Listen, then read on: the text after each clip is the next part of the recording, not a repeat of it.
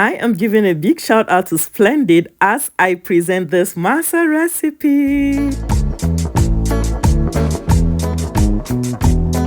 Hi my beautiful people, come with me. Today I'm going to be taking you to the northern part of Nigeria where I originate from. Yes, I know this might cause confusion because a lot of people think that I am actually from the western part of Nigeria, but my father is from the northern part of Nigeria and my mom is from the western part of Nigeria. So yes, we are special breeds in Nigeria. We are going to be making what we call masa. You can as well call it rice cake, but guys, if they hear me calling it rice cake, they are going to pursue me out of the northern part of Nigeria. So please, let's stay with the name masa. Have you ever eaten something so soft and sweet you close your eyes and smiled without even knowing it? That is how I felt the first time I ate masa. That soft round rice cake that melts in your mouth. But today we are not just cooking it, we are talking about where it came from and why this food is more than just food. It is a story from the northern part of Nigeria. Let's go back in time, my positive vibers. Masa is very popular in the northern part of Nigeria. Places like Kano, Kaduna, Katsina, and Sokoto. In those places, people have been making masa for a very long time. Even before our great-grandparents were born. It was used to celebrate big events like wedding, naming ceremonies, and family gatherings. They used to make it with rice. Women will soak rice overnight, grind it by hand,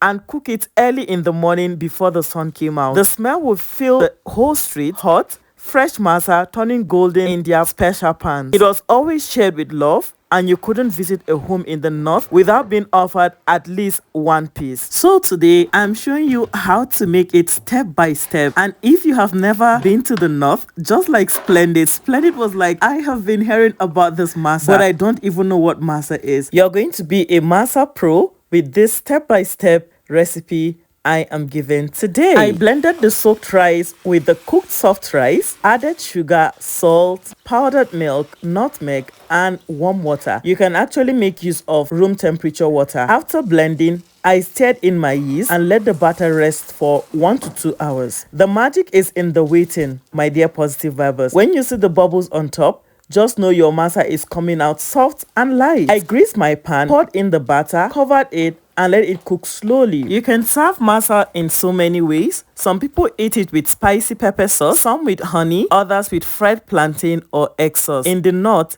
it is served with groundnut soup or vegetable soup, a very thick, tasty soup. So my dear positive vibers, next time you eat masa, remember it's not just food, it is a taste of Northern Nigerian history, a food that has been passed from mothers to daughters for many years. Thank you so much for watching. I am going to see you in my next video. I love you and God bless you. Bye guys.